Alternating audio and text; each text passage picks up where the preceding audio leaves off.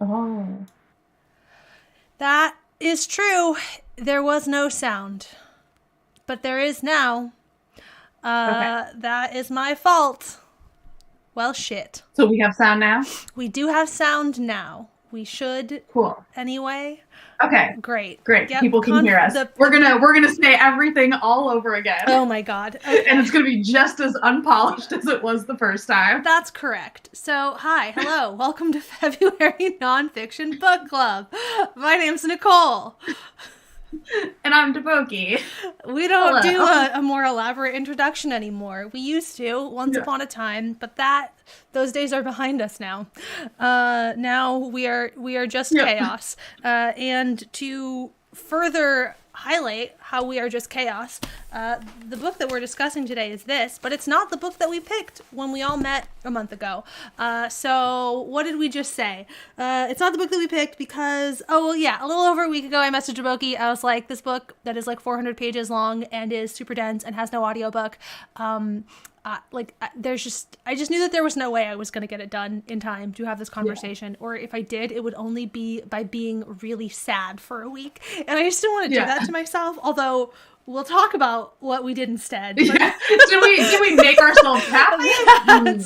That's a whole other conversation. The point is, I said no.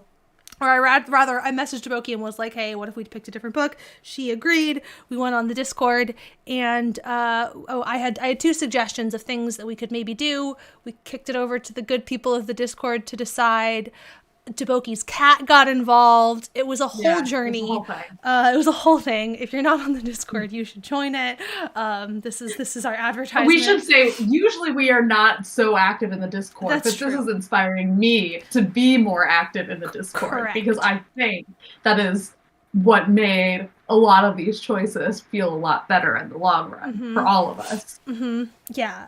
This book was on my list too, and I just feel this was the correct way for it to have been chosen. You know, I'm glad about that. But you were also starting to say something else about the other book was Invisible Empire. Oh yeah.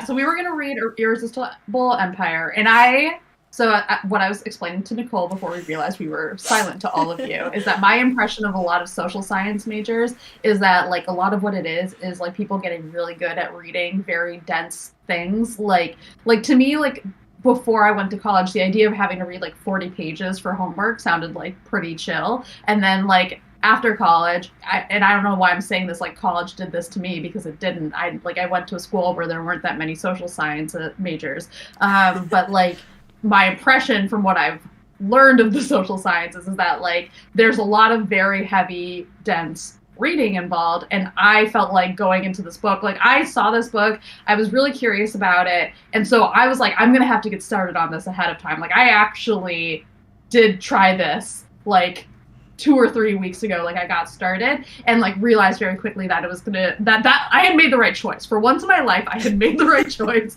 to start early and get it going. And I think I made it about 100-ish pages before Nicole had messaged me. So I was definitely relieved because it taken a tremendous amount of work to get there. And I will say that I did find it very interesting. Like there were definitely like things from the book that I was like, oh, this is cool. This is interesting. Like the first chapter, we're going to have like a very quick one-person discussion of Irresistible Empire, which I learned about the history of Rotary clubs, which was fascinating. I learned about like how, like production and like I think the chapter I was on was like about how like America's form of capitalism taking over the world is not just about production, but also about like changing the way we like sell things and like connect everything. And so all of it was very fascinating, but also the other thing that I realized is like I was like it was like super dense to read, and the density of like all that content was also like showing up in me attempting to explain what I learned. Like I would talk to my husband after to be like,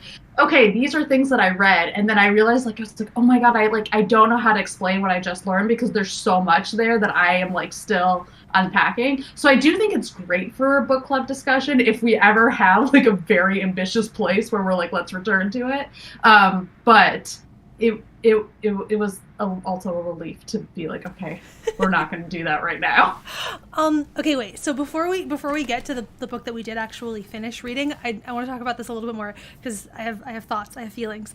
First of all, so to your point about like what social science majors are, that is very true. And it honestly wasn't until grad school that I had my very first professor in grad school, basically like he began the class talking about this sort of like phenomenon, but he gave us advice that was just essential for getting through the amount of reading that I had to do in grad school, which was basically like, if you didn't understand something, don't like just keep going. Like literally, like just keep going. Don't stop, because I mean, it's a little bit different when you're talking about just like a book and you're, you know, whatever, like this environment, as opposed to grad school where there's just like hundreds and hundreds of pages that you are supposed to be reading at all times. But Yep. his thing was basically like, don't stop, like just keep going, because if you are stopping to go back, it's probably because you're getting hung up on like phrasing, on like something that is small. And like, if you just keep going, like you'll get the totality of the thing in a way that if you did go, like once you finished it, if you did go back and like whatever, like you could put a star by the paragraph that like tripped you up, like star it and keep going. Yeah. If you went back, you would be like, oh, okay, I see how this is fitting into the larger thing. But it's like very, a lot of social science reading it's very easy to, lose sight of the forest while you are trying to make sense of a lot of the very dense. So that is like, it's a thing. It is for sure a thing in my personal experience. Two, yes, like that, everything that you're describing about why this would be good as like a book club thing is like, it's why I had this set aside as like, okay, I would like to do this here. But also it's really, really tricky. So my other thought is, what if, I don't know, and this is like maybe a long-term thing, and it might end up being that nobody actually reads it with us, and we just end up like doing this live stream and whatever, y'all can come listen to us talk about a book you didn't read, and that's fine too. But like maybe you and I can have like a slower, this will be like a background read, and then a few months out, when we feel like when we feel like we've gotten far enough into the book that we're like, okay, we can put it back on the calendar, then maybe we'll pick it. Because I have so I have so many thoughts and feelings about it, and I would like to actually discuss it, but also it was a lot, and I was not prepared. No, I'm pro that idea, because especially like, I'm like, okay, I've made it so far. I feel like I'm learning something, and I feel like I am still like far from getting to like what the crux of everything is. Like, it feels very much to me like surveillance capitalism, where it kind of took me to like halfway through the book to be like, oh, this is what we're building to. This is the thing. Like, this is the core of the book. So I am intrigued by this idea.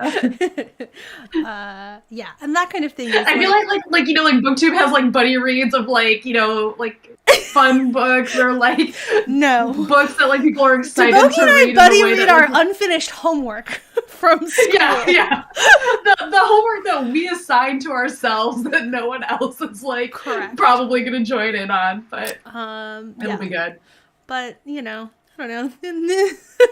I feel like that one of the things that is nice about this, and we've talked about this a few times over the course of the last 2 years, but is the fact that like nonfiction is incredibly easy to. I feel like this format, you really don't need to have read the book, because it's like, we're not spoiling anything. Like, we're talking about facts. I don't know. Like, I'm sorry if we've spoiled reality for you. Like, it's not the kind of thing like for a work of fiction where it's like, I want to make sure that I have read the book before the discussion so that I can, I don't know, like have my own experience of the story first. Or, I mean, I actually personally don't care that much. I have watched many a discussion for books that I haven't read yet, but like it's a very different sort of format and thing. So this is my case for why you should all come hang out with us when we talk about the book that nobody else is gonna read. If you guys do read it, like, we're being very presumptuous right now based on our own struggles, but like, if you guys do read it, we will be very excited about it too. Like, yes, absolutely thrilled. Okay, well, speaking of people actually reading things with us, this is the book that we landed on. Culture Warlords, My Journey into the Dark Web of White Supremacy by Talia Lavin? Lavin? I should have confirmed that before I got on here. Anyway, so this book is...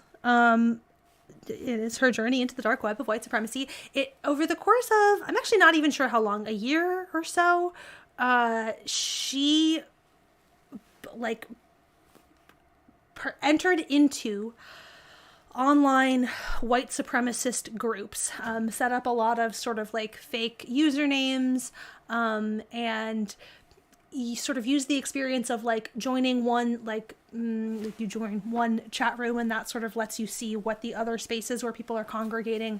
And so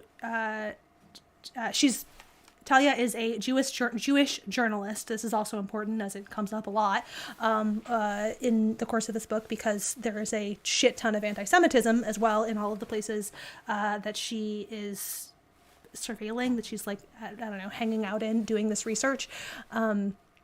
And basically trying to understand the path by which people wind up in these spaces, like what exactly is the lure, what is the attraction, and like you gathering that information in order to like the most simplistic way of understanding it, I guess, is like using that information to understand how you like fight it, prevent it, etc. Even just to like kind of demystify it. Yes. Like, I think like some of the idea I think that she's getting at is that some of the like their power is derived from both like generating a lot of fear and like kind of like being sort of a shadowy thing. And so just like the sheer act of revealing it goes so far into just being like, and like you see it in specific examples within the book itself. Like, you know, she'll like talk to someone, tweet out what they said, and they immediately are like, you can't say that, right? And it's like, okay, so like you believe it, but you don't want to publicly stand by it. And that's like, I think like the actual like core of what she's doing is basically like putting it public so that people are forced to kind of sit in the discomfort of their own actions and beliefs. Well, and also like conversely, the fact that you have the fact that these people do not want their beliefs made public. It's also this thing of like there are probably people, I don't know, like that you are encountering in your daily life who are like, and you don't realize it. I don't know, like that piece of it was there are just so many things that are unsettling about the experience, which is why to go back to our earlier comment about did we actually make ourselves happier, I don't know. No is the answer to that question. I do know. Also, I quickly looked it up. She says her name as Talia Lavin. Thank you. She has like a handy pronunciation guide on Twitter, which is very smart. Love that. Very nice. Yes. Yeah. It's like the first result. Like, how do you pronounce this? First result is her like doing like a little Twitter audio thing. Good. Thank you. As someone who says my name in videos strictly because I know people are like otherwise gonna be like, what is that name? Yeah. I appreciate it. As somebody whose job is often sitting on sets and trying to figure out how people's names are pronounced, I am also deeply appreciative of academics who have made their names easily accessible on the internet. I just want a YouTube video of you saying your name, your class lecture, like whatever. Thank you, so that I can play it for our host and they can they can say it correctly. Anyway, this book is interesting though because it is so it doesn't have, I don't know, a lot of the same structure that I think many of the other books that we have discussed here have had, and so it's just like a lot less clean. Like I think frequently there with nonfiction, one in terms of like setting up a discussion, there's a little bit of, I don't know, you look at the table of contents and there's an outline and like that is, you can map and make that our outline, and like that's not that doesn't really work here. Actually, before we get into that, the other thing that I want to say is this book is a lot. We have read a lot of books that deal with racism over the course of the last 2 years, and this one was by far the most intense reading experience of any of them, just because of I think just like the level of violence and like the rhetoric that's like, it's different when it's like people talking about like their experience or how they're navigating, like that's like, you know, ostensibly from this, like, I don't know how to say it, but like from the side that like I am more comfortable like identifying and engaging with, whereas this is like, you know, even though it's from her perspective, like the idea is to explore that other side, and that is deeply uncomfortable. Yeah, and it's just so like visceral in that way too, and that like there is nothing like there is nothing like dispassionately academic about this. It is very intentionally. It is very ingrained in, you know, like she there are full transcripts of the exchanges by which she like you know, catfishes white nationalists, and oh man, all of like that chapter especially was just like a trip to read, because, well, I say chapter because it comes up a couple times. She has this persona, Ashlyn, that she creates to be on whitedate.net, I think. Farmers only for white supremacists. And she has this persona, and she uses this persona in a couple different places, basically like anywhere that she would find it useful to be a woman like infiltrating those spaces. That's when she is Ashlyn. She is most often Tommy, her other go-to persona. But anyway, so she introduces Ashlyn early on, but then later she brings it back up to when she like effectively outs somebody who, I don't even know like how to describe what this, he like runs a chat room or something. I'm not exactly sure, but anyway, but she spends 5 or 6 months like flirting with this guy, and gradually getting him to give her sort of personal information, which she is then able to pass along to journalists. And again, to Deboki's point about how a lot of this is about like forcing people to say it with their names, you know, like say it out loud, like this is who you are and what you fucking believe. So like we're not, you cannot hide this. But anyway, that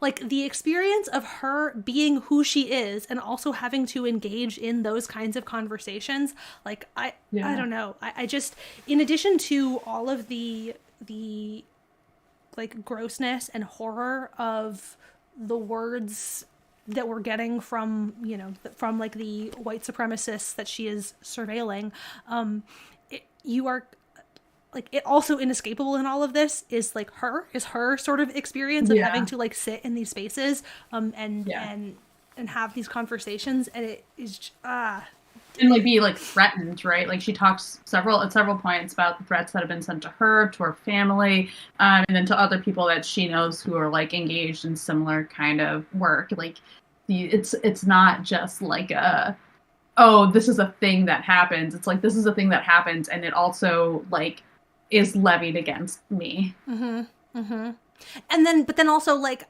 and the one of the ways that I am gonna go like fight back against it is go sit in these spaces and like to pretend to hate myself, basically, like you know, and especially because, you know, given her sort of specific identity, she also talks about how it was easier for her of all of the options, of all of the ways in which she could infiltrate these spaces. It was much easier for her to lean into the anti-Semitism, just because anything else felt grosser, basically. I don't know. This was just a really, really intense read. I think the one of the things that I also really appreciated about the book overall is the way that she like lays out the different kind of like, I mean, it seems overly formal to describe it this way, but like the philosophical underpinnings, right? Like, especially, I think that chapter on anti-Semitism and how it intersects with white supremacy is so important, because I feel like it gets really underestimated in a lot of conversations about white supremacy in the US. Like, people really underestimate the role of anti-Semitism or like even the presence of anti-Semitism, because a lot of it is so prevalent and has been like so encoded in our culture over centuries that there are things that are anti-Semitic tropes that at this point, like, many of us don't recognize them as anti-Semitic tropes, right? Like, this came up recently with like J.K. Rowling's like bank goblins. Like, I think Jon Stewart was talking about like, hey, you know, these are rooted in some pretty like long-standing tropes that have been around for a long time, and like whether or not she knew it, it's like that's not the point. The point is like these tropes have been around so long that like a lot of us don't even know that they're there, and that like they're a part of like our culture. And this has come up in stuff like I've had to look up for work, where people will be like, oh, what's the origin of this phrase, and suddenly you'll like look into it and you're like, oh my God, this phrase is like rooted in like violent anti-Semitic rhetoric. Like, it's stuff that people would use to like say in crowds and stuff. Like, you're like, oh, like this is so baked into our culture. And like, I think that chapter for me, like, even like, I feel like I went into the chapter knowing that like anti-Semitism is not like fully understood, and that I don't fully understand it, and still came out of it like being like, oh shit, like they are like, you cannot understand any of the rest of this without understanding like anti-Semitism as like a huge component.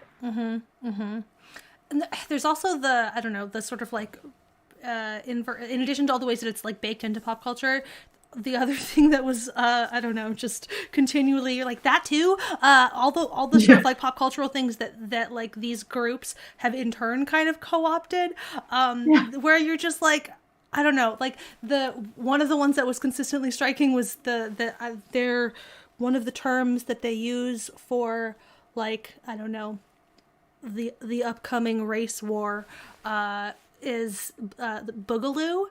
And every time she used this word, I also have like, I frequently like when we do like follow up for meetings, I will more often than not be like, whatever, meeting title 2, electric boogaloo, like whatever. And it's just like one of those stupid things where you're just like, everything everything is ruined, everything is bad, nothing is safe, just not at all the point, purely tangential, but in fact nothing is safe and everything is terrible. This book, in conclusion. Caitlin says something in the chat about thank you to everybody who mentioned buying or starting the other book. I thought the chapter where she told people she was a journalist, took their photo with permission and posted it with what they told her, and then people were mad and chased her out of the conference, was indicative of not wanting their beliefs known. Which, yes. Like, it is such a weird thing too to let, like, she took your photo, she is a journalist, like, I don't like that whole situation is just like, what did you think was gonna happen? Like, what was your what did you expect would come of that? Unclear, but and I think the woman who like said the thing was also like, but I'm a mom, and you're like, cool, you still said it. Like, like, that's not like what is that as an excuse? Like, what is that as like a thing? Like, what is it you're worried about at that point? Like, you're a mom, and like, this is even worse because you are responsible for another human being, for future generations. So that to me is, if anything, more reason to leave it. Because fuck you. Truly bewildering what their expectation was. Like, what? What did you think would happen? I don't know. I'm flipping through the couple. And the way, go ahead. Oh yeah, I mean, I was like, I mean, speaking of that, like, I think the other important like thread that she's weaving through this is like how important, or how vital like misogyny is as well to a lot of these like belief systems, right? Like it's, you see that in the dating section. It's like so much a part of how yeah, like, it's like, I mean, it's like everything, right? It's like the racism, the anti-Semitism, the transphobic stuff, the homophobic stuff, the misogyny, all of it is like foundational, which is wild because it's like, it's weird to think of it, all of that as foundational when you're like, but that's also like all it feels like, right? Like all it is that. And then you're still like, oh, but all of these things are so interwoven into a specific like view of the world. And I don't know like how to make coherent what I'm trying to say. It's just like, I appreciated the way that she was able to like kind of emphasize the way that all of these different parts of like their rhetoric are important to their world, like to the worldview that they're like advancing, and to like why, especially because like, you know, stuff like she explains this in the like when she's talking about like the transphobic rhetoric, like she's talking about like, you know, that stuff that like has like really like of like the different things that they say, like that is something that does get debated in a more mainstream context, right? Like, so there are things where like maybe they're going to like not be able to push that kind of agenda further, or like not be able to engage with it. And there are things where they can, and like that is one of those things. Yes. I don't have any like great. Yeah, I mean, so like honestly, one of my feelings like reading this book was like, I feel like I went into it being like, I know that there is this thing on the internet. I know that these things exist, but then also realizing that the extent to which I engage with the existence of those things existing is still like so far removed from just how gross and awful it gets, right? It's like I like, to me, like in my daily existence, like I'm like, oh shit, like Joe Rogan is bad, right? Or like that is like what I'm like. And then you're still like, oh, but like somehow Joe Rogan is like not the worst, right? Like like there is like still several like levels to go before you like even start approaching the worst. And you're Yes, that for sure. The stuff about like the ways in which misogyny is sort of in a lot of ways like a gateway into. There were a number of things that she talks about throughout that are kind of like, here's like step one on like the journey. And given that my job is all about YouTube, that section was you know, had a lot of thoughts and feelings. That was definitely the section where I had, I don't know, the least of that, like the thing that you were describing where it was like, I knew it was bad, but in fact it is worse. Like that was the chapter where I was like, nope, this is, I knew all of this. I was aware because a lot of the names that she's mentioning are names that are like in our band, like the actual names of some of these people are like banned words on like a lot of our channels. She actually dedicates several paragraphs to somebody who did a whole hour-long live stream about me when I hosted Crash Course Sociology. So that was really, that couple of paragraphs, I was like, oh. I was not prepared to encounter this in the book as well. That man, of course he's here. Fuck that man. That's awful. It was one day coming home from work and discovering that this sociology video had inexplicably was at very high views and a like bonkers dislike ratio, and I was like, what the fuck happened? And like a quick search, and I saw that there was this like hour-long live stream, and I was like, oh, cool, this is fun. What a fun party. What a good time. But anyway, whole other tangent. I'm not done with this tangent, because here's the other thing about that whole experience that was nutty is like having to talk about that shit in therapy, because like I don't know, man, like this stuff truly mild nothingness compared to like what's going on in here, and yet I would still say that like that I had a personal experience over the year in which I was hosting Crash Course Sociology that was like actively traumatic in ways that like I had to like talk to my like whatever, I had to like work out in therapy. Unclear how successful. About, like the mildest of YouTube stuff that like even when I'm telling my therapist, I'm like, this is nothing. But the thing the thing that is nutty about that though is you have to explain it. Like that's like the thing that I guess the thing that was like striking about like seeing his name in here too is I'm just like, I remember having to talk to like at that time the therapist that I was seeing was like my mother's age, and having to explain this YouTuber to this woman, having to explain who this man is, and also like explain how, I don't know, YouTube comments work, and like make her understand my job. And like there were just layers of this that like ultimately I wound up just sidestepping it. Like I don't know, did not spend as much time talking about it as I probably should have, because it's like otherwise I'm going to spend an entire fucking session telling you, like explaining explaining all of the nuances of this, because this is so, this feels so far removed from like most people's,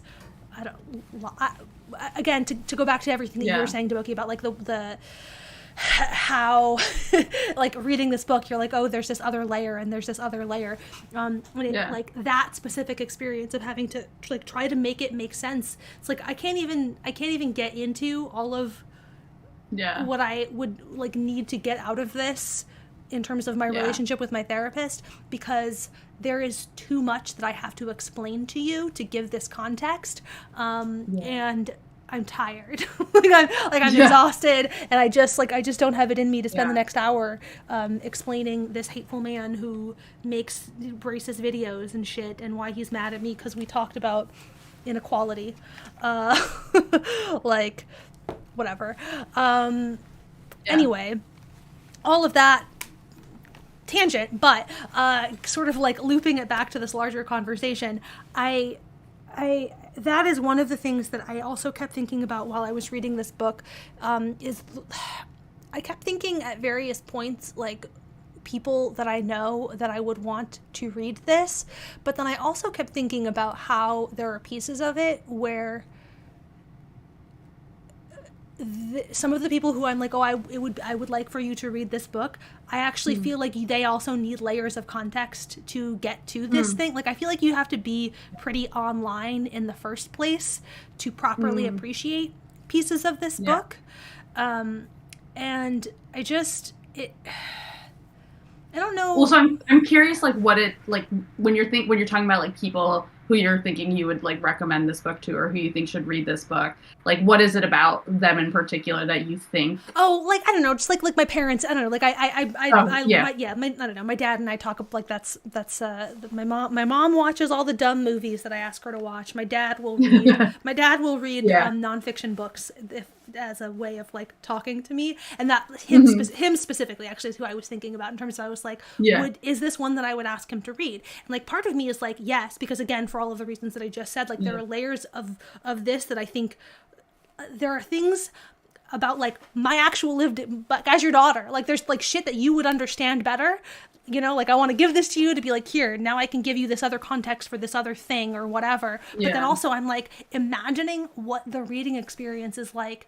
And I feel like there are layers of this that would feel so far removed that like, I worry about the ways in which it would allow a sense of distance that I don't think is productive. Like, I don't think that you should be allowed, like, it's like you shouldn't be feeling that level of, well, this is so removed from me, because is it? I don't know. You know?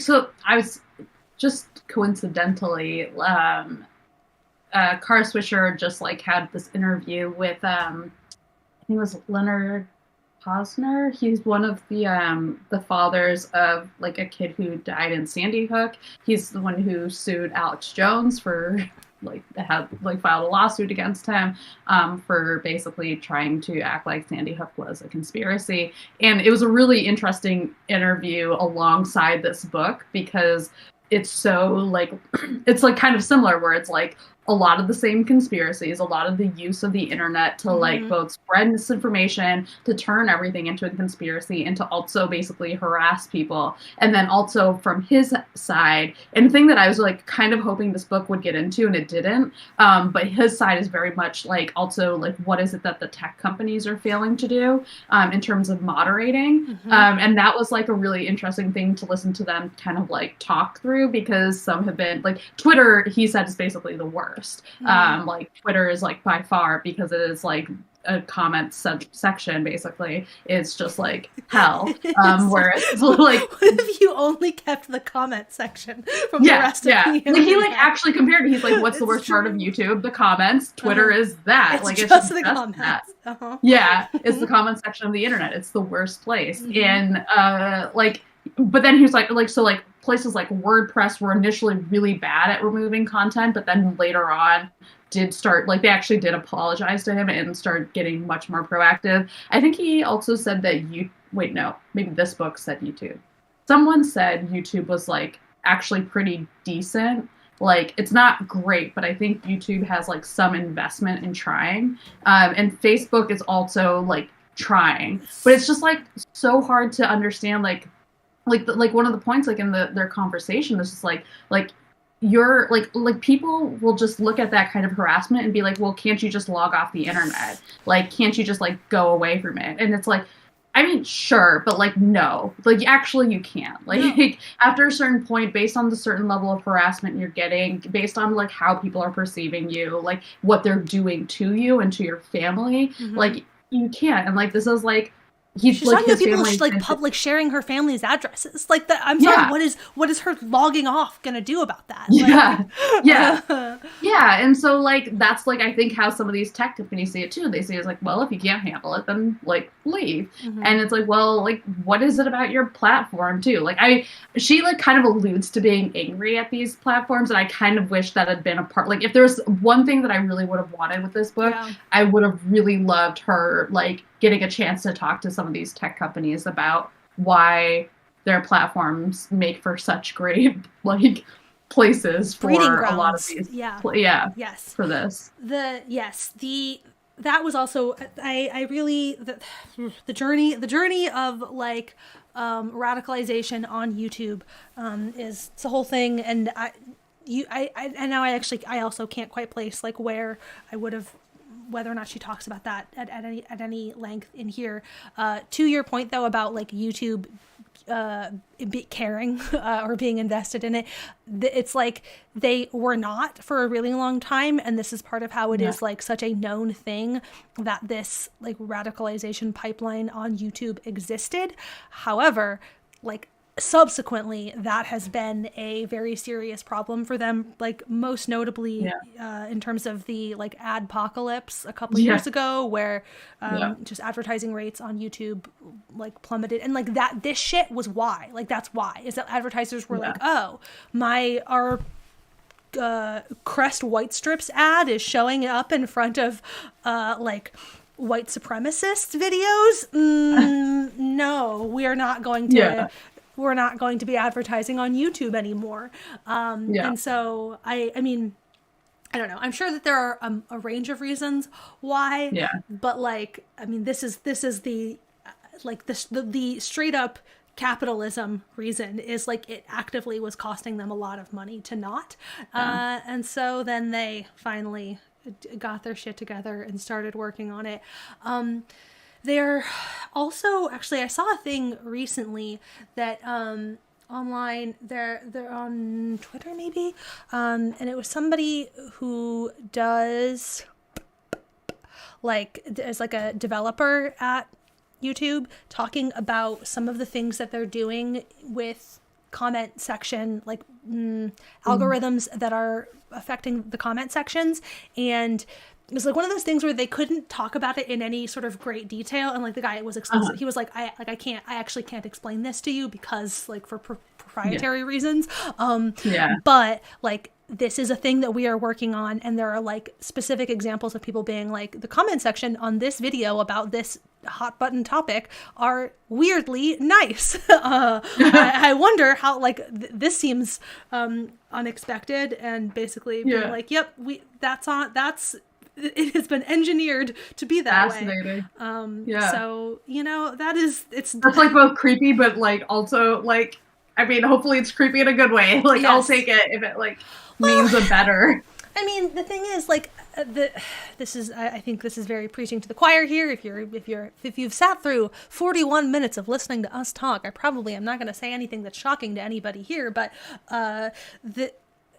like algorithms are written by people, like they're created by people. And so in the same way that the algorithm that was the algorithms creating that radicalization pipeline was not actually neutral, I think it's like this rewiring the code towards in the direction of like, what if we create a less hostile environment for people?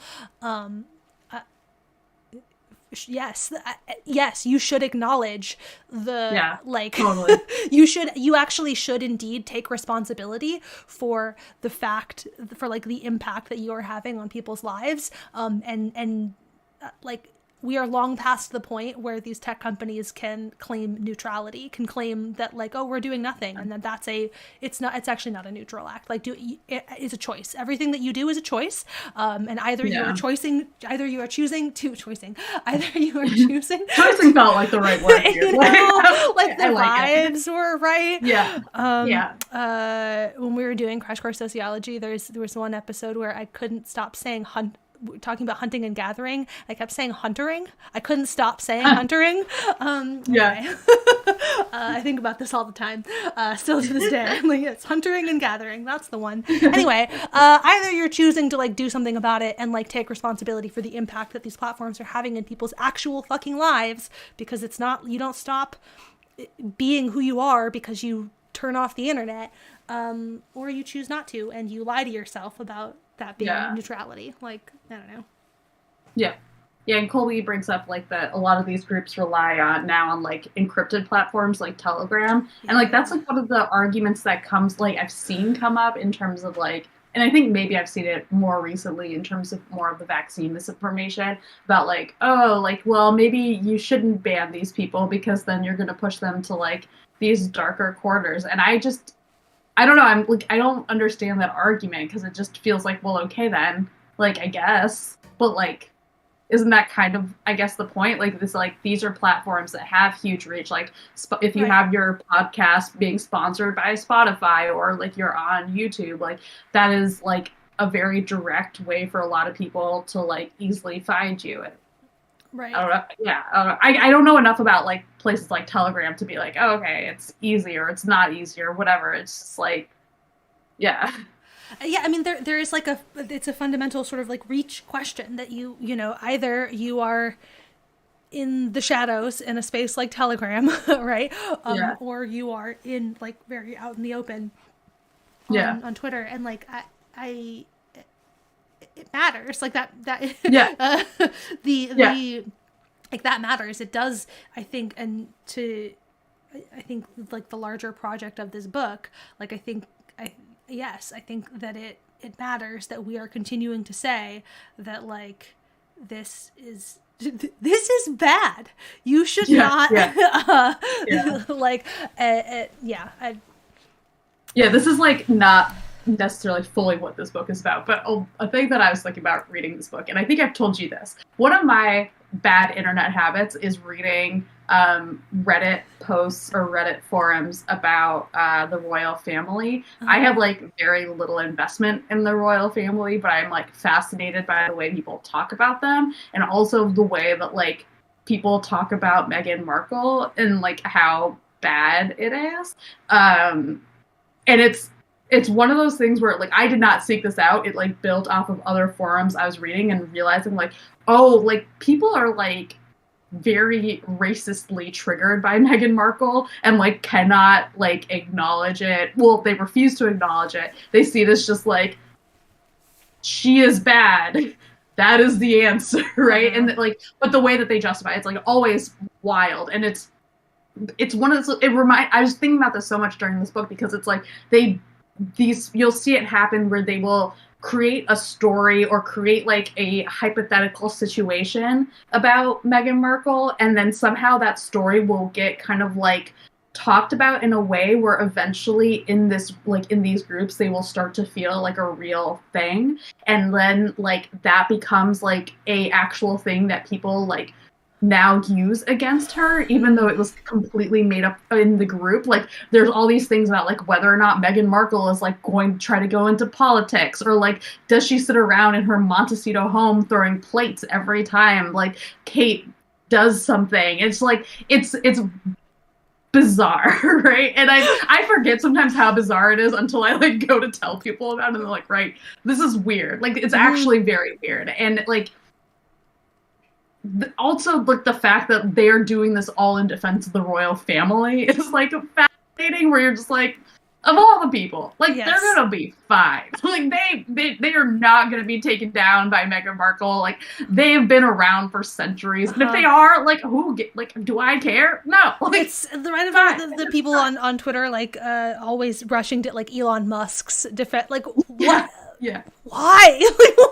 Why is this the hill that you know, person who makes probably, you know, like, who is almost certainly not a billionaire, like, why is this the hill that you are choosing to die on? I don't know. I don't understand. Yes, that is one of like the weird things about just like, I don't know, internet sort of subcultural things in general, is that like when you talk to people about like people who are not, again, the people who are not also like very online, like there are just layers of things where you're like, this sounds that shit. When I like try to explain this thing to you, I years ago was at VidCon, and in like one of the like backstagey areas, and Francesca Ramsey was talking to, there's like 4 or 5 people. I was like standing and just sort of standing there in this circle, nodding and listening to smarter people than me talk.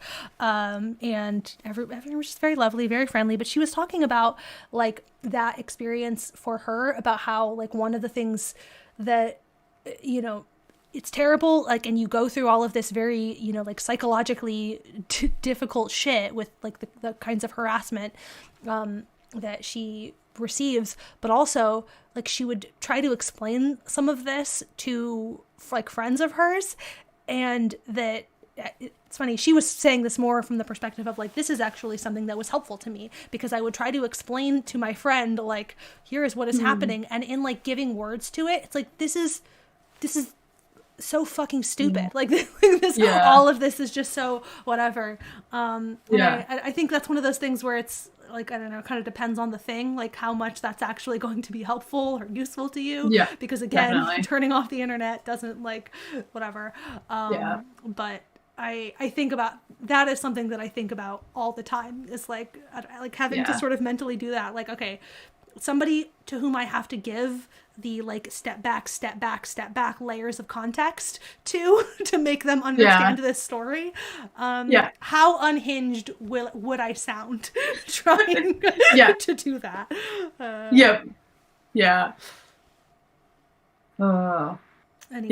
I was thinking about that Reddit thing because I was, or like reading these subreddits, because I was thinking about it in the context of like the deplatforming conversation, because one of the things that keeps happening is these subreddits will have to like ban any discussion of like the royals, and then there will be like other royal subreddits that will pop up, and then they'll start off normal and then eventually become super racist, and so then all the people who like are not being super racist will leave, and like there's this whole cycle of like, then a new one will start, people will try to make it normal, no one can be normal, and it just keeps going. It's bizarre. It's like not bizarre, it's actually so normal. Like it happens so often, and I'm sure it happens in so many different contexts. Like I have seen it happen like in fandom and whatever, where you're like, right, this is just like baked into the internet. It's like, it's not even like, again, like I am dealing with like the most like what I'm doing, like reading is like the amateur version of like what this book is, right? It's like, to me, even that is like, that's so wild, but it's like, oh right, again, it can get so much worse. Yes.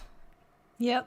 And I guess for her, like it has, like, for like I'm saying like turn off the internet, for like Meghan Markle and like her family, like they have presumably got, like they've said they've gotten like threats, like credible threats. It's like, right, again, at the end of the day, like it feels like it's just the internet, and like what makes it hard is at what point do you worry about like the things that are not the internet, like your actual real life and your safety and your family.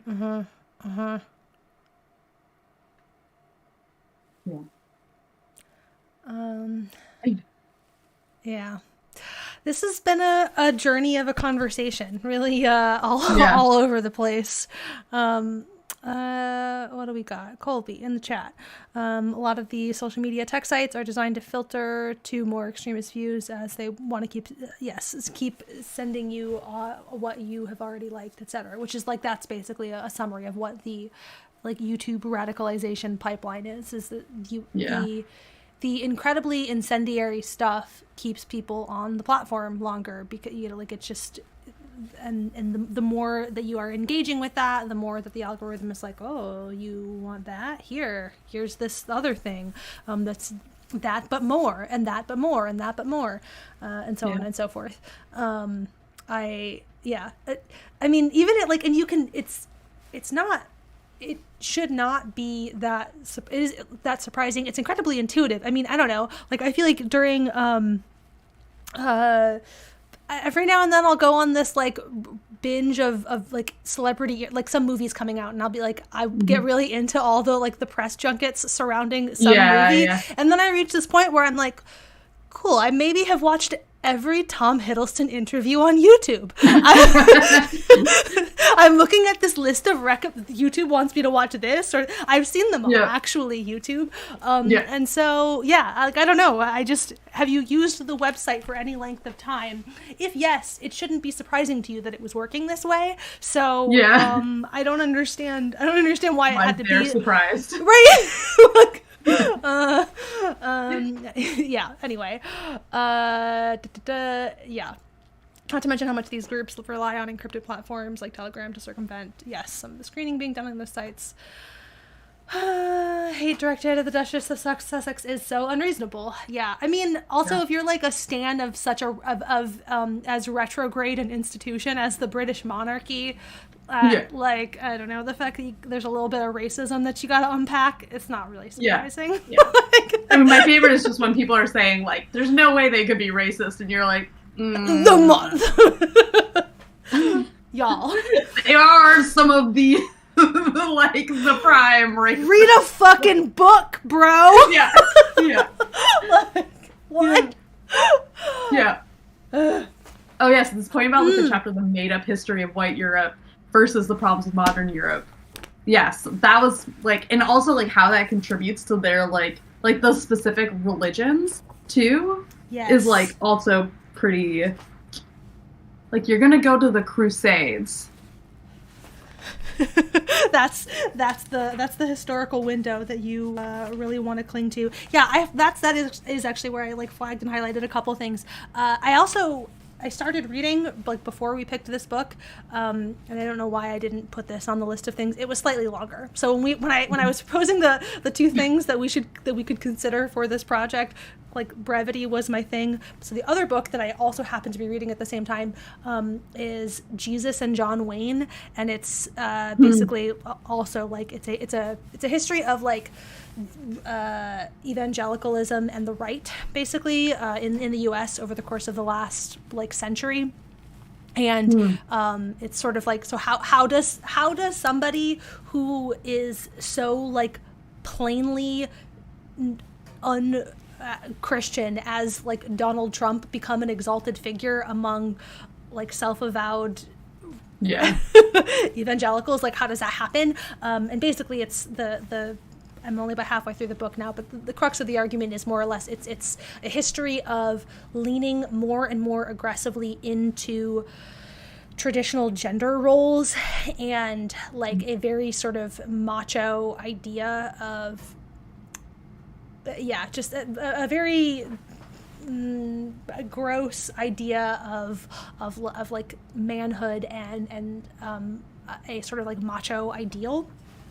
Anyway, all of that to say, there and the like the myth making, like, there's a ton of like of myth making involved in creating that. That she talks a lot about, like, John Wayne becoming a big, like, figure, and, like, the way that people venerated him because of the roles that he was playing on screen, but, like, he himself was a draft dodger. So, like, there's, like, interesting, because he was getting started in his acting career and didn't want to put that on hold to go be a war hero, but then, like, later in life leaned into this idea of, like, oh yes, people basically treat me like a war hero, and, like, anyway, it's so, like, that sort of, they're, like, the whole, like, it's all like the whole thing is a farce. Like, so like fun, like to its core, it's a farce.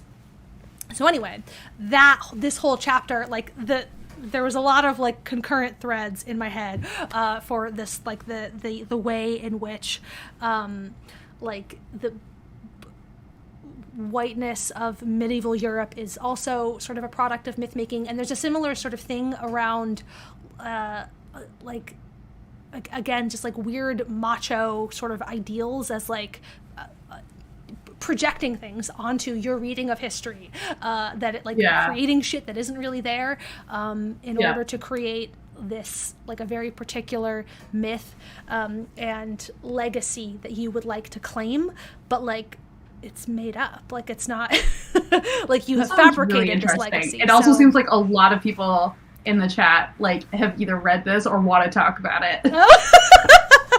Damn. Well, shit. I guess I should have put it on the list.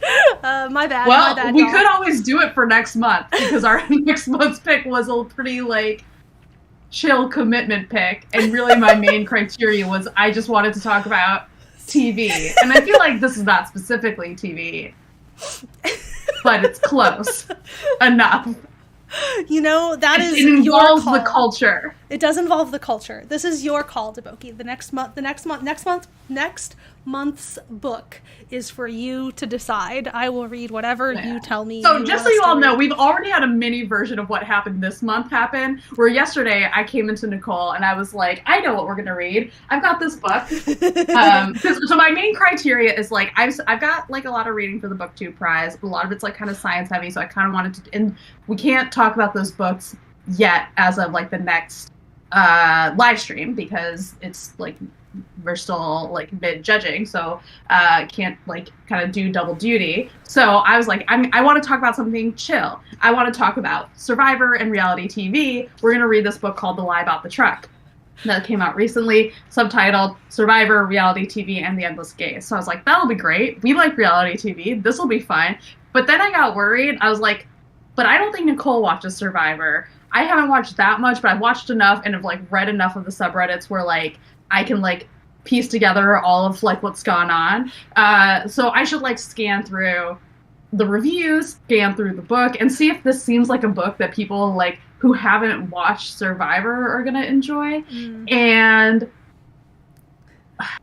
at first I thought I was optimistic. I was optimistic because I was like, you know what, it seems like there's plenty of reality TV discourse to be had. But the more I looked, the more I was like, I don't think this is going to be right.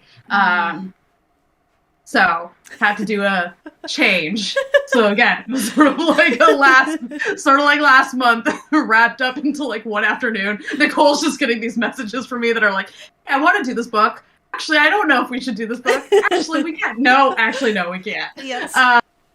I really do want to emphasize the degree to which this was one-sided, because she like presented the book and I was like, yeah, I'll read it. She's like, but you don't watch Survivor. And I'm like, I don't care, I'll read it. She's like, no, we cannot. We still can. I just don't know if it's how great of a discussion it's going to be. You went on a whole journey. You went on a whole journey, and it was fun to be there. It was fun to watch. Yeah. I'm glad that Caitlin appreciates that I should still be talking about reality TV books. Yeah. Maybe at some point I'll read it, and if I read it and decide that actually I will finally wrap up this conversation. Well, okay. Is it that time then to talk about?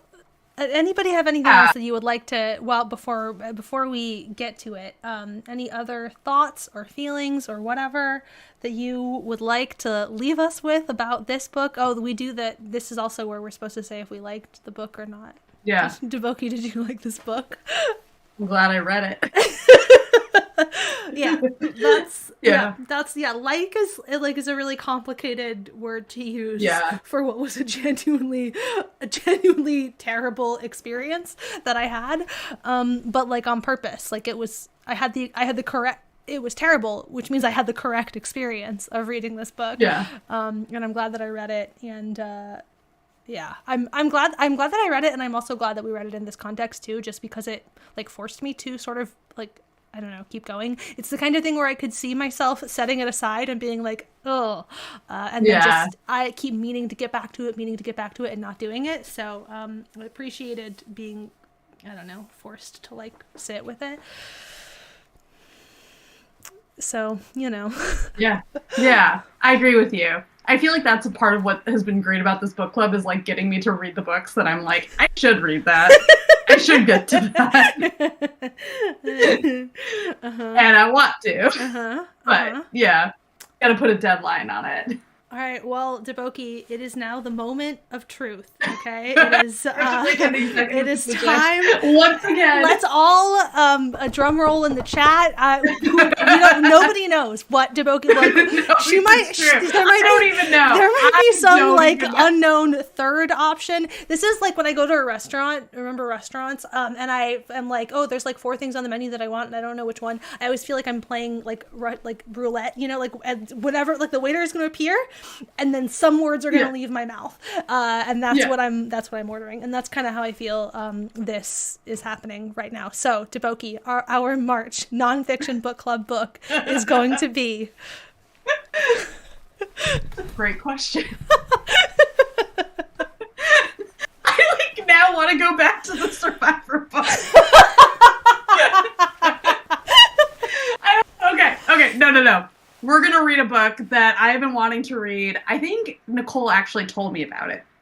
And so you've read it already. So now you know what I'm picking. Yes, thank you. Which is I Like to Watch by Emily Nussbaum. It's her series of essays about TV. And I've been wanting to read it for a while. So this is like fully my like self-accountability. I have been wanting to read this book. So let's read this book. And I think we're doing this on March 12th. 5 p.m. I'm typing Eastern all of this on my channel. Into the chat. I Like to Watch by Emily Nussbaum. Also, when I like suggested it to Nicole, in my head, I thought it was called I Hate to Watch. Yes. So that was also very confusing. I was very confused for a minute there. I stopped to Google that, and I was like, she was like, you've already read I Hate to Watch, right? And I was like, I think you're talking about I Like to Watch, but maybe not. I gotta Google this. Yes. So I know. Anyway. Good. Okay, someone else has had this book on their TBR. Cool. So, like, it's not just me making Nicole reread it. It'll be other people getting to read it. It was fun. It was fun. I would also like to say, though, it was recommended by Mari, who also got it recommended by me. So I'm going to email Emily Nussbaum and be like, hello, I would like a commission. Yeah. I just really want to talk about TV. That was like literally my only requirement is like, I just want something that's about TV. Like, I don't know why that's where my mood is, but that's where it is. I feel that. TV. Well, I mean, I know why. Because we just did this. Yeah. Yes, very true. And you said, I would like fewer brain cells. Thank you. Yes, exactly. It's very true. That's fair. It's a really fun book, and it's cool because it's like different essays. Like it's essays. There's it's the kind of thing where theoretically you could actually like just read a couple, like I don't know, a couple of them, jump around, and But also it's a different like format in that way. So I'm also excited. We haven't really done an essay collection. It'll be fun. So yeah, because we something that we do. I mean, we didn't get into it really with this book because what was this experience? But something that we have talked about a lot on other live streams is like the style of the books and like the approach as a work of nonfiction. Just the more of these that we do, the more we're collecting, the more information we're collecting. So. The more we know. Yes. Well, anyway. Thanks, everybody. Thanks, guys, for joining us for this chaos. The true chaos live streams that we're like, we've really set a tone for 2022. I think we've decided to just embrace it. Yeah. Well, and it's I like to think that it's also setting expectations. I would like to I took the bar and I said, here, I'm going to set that on the floor. And now we shall go forth. Anyway. Okay. Well, thanks everybody for joining us, and we'll see you in a month to talk about I Like to Watch. Okay. Bye. Bye.